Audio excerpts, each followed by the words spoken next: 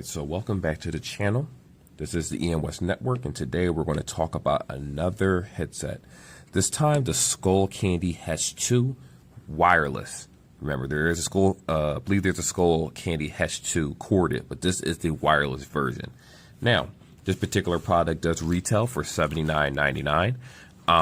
You can normally find them on sale between $40 to $50, but luckily like I always do, frequent my stores, Ross Burlington, and I was actually able to get them for, if you can see the price tag right here, $29.99.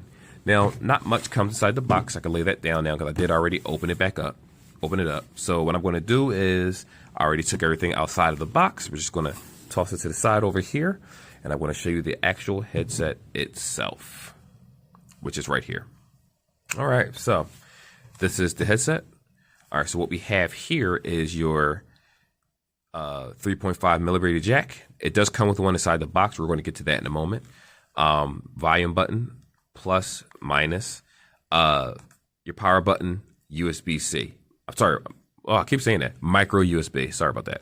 Anyway, now, full disclosure. You cannot change the songs from your volume right here. You actually change the songs from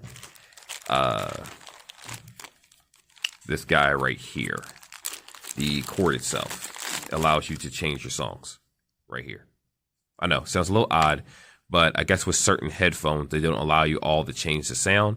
I mean, not change the sound, change the music. That's what I meant, like skip a song, go backwards, go forward, that type of thing. You have to use this piece in order to do that in corded mode, or you would just unplug your phone. Use your phone wirelessly and just change the song from the phone itself, which is what most people do anyway. What I will say, for those that haven't used headphones like these, when you turn up the max volume, they may sound extremely low. What you're going to need to do is hold the power button, or just keep tapping the keep tapping the power button up, and it will actually make the headset itself turn its volume up. Now, if we're talking about just quality, it feels good. I'm not sure if this is rubber or cheap plastic. I'm not sure what it is, but it actually feels very nice. You have your Skull Candy logo right here. Let me flip it so you can actually see that in the camera. There you go, Skull Candy logo. It feels good. It feels solid. It is, of course, completely adjustable. I don't know what's going on with my camera, but it is completely adjustable. I started using a OnePlus again, and my camera's acting up. But anyway, here's the camera right here. I will say that, I'll say this part about the camera first. I'm using a OnePlus N10 5G. And since I did the Android 11 update, my camera does skip or freeze sometimes. So if you see that in the video where it's skipping or freezing, it's the camera. There's nothing I can do about that. Anyhow, the earmuffs feel very, very good. And when I put these on my head, it was extremely comfortable. I can't give you the exact weight of the headset because even if I told you a weight, it's all about the comfort level and how you feel. These fit directly in my ear with no problem. There's no left ear and no right ear cuff because it could be used either way. It's universal. So if you're a person where you prefer your volume button on this side, you can do that. And your headphone jack is right here. Or if you want to flip it over here, however you feel. So for PC users, I haven't tested them for the PC yet. I only used them for a couple days over my head for about 3 days now. But PC users, because of the volume, I'm not sure. With Bluetooth headphones and PCs, they kind of operate a little bit differently because sometimes you can't adjust the volume itself. With a particular headset, it stays loud, which is super annoying. But, you know, it is what it is. Anyhow, video keeps skipping. Here we are. So let's talk about the headset. I'm sorry. These things actually have 20 hours of battery life. And you do have fast charging, or more so rapid charge. I believe like 10 minutes will give you, I forget, it was like an hour or so. 10 minutes will actually give you, I'm way off, 3 hours of battery life on this headset, while you do get a total of, 20 hours of battery. So it's not bad in that regard. So what I'm going to do now is the audio test. When I say audio test, I'm going to listen to some music, get back to you guys, and also do a recording so you can actually hear how the headset sounds. All right, so for anyone that's wondering how these headphones sound, this is the background noise that is going to, well, any noise that you hear in this video, this is how it's going to sound if you're doing a recording. Whether you're recording something outside, doing a video, just talking to yourself, vlogging, I don't know. People use headphones for different reasons. What I will say that it does pick up a lot of sound, believe it or not. Most headphones kind of give us, not a suction, but they tend to, what's the word I'm looking for here? Cover your earlobes. When you play music, you don't really hear anything. When I did the sound test itself, I could still hear the sounds around me because it doesn't have heavy bass at all. And again, there's not many cars going past, but again, if you hear anything, if it's picking up a lot of noise, keep in mind I'm 4 floors upstairs.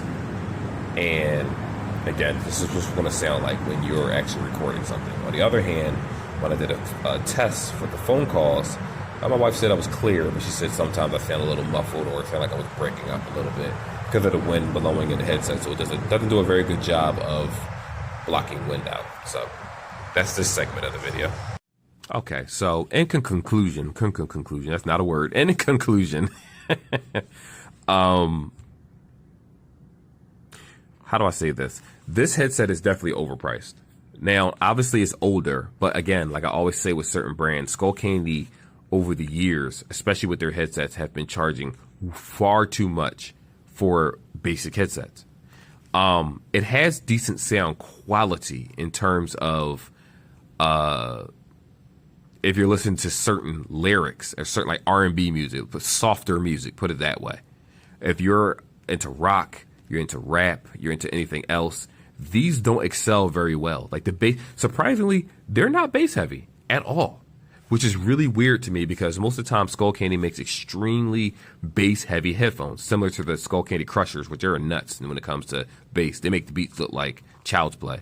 But regardless of this being a year old, 2 years, or even current, you can definitely buy a better headset at an $80 price point. Now, again, I pay $30 for these.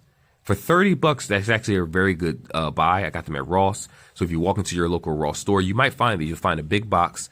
Ross sold these, the Hesh 2 wireless, while Burlington sold a newer version of these, I believe it was.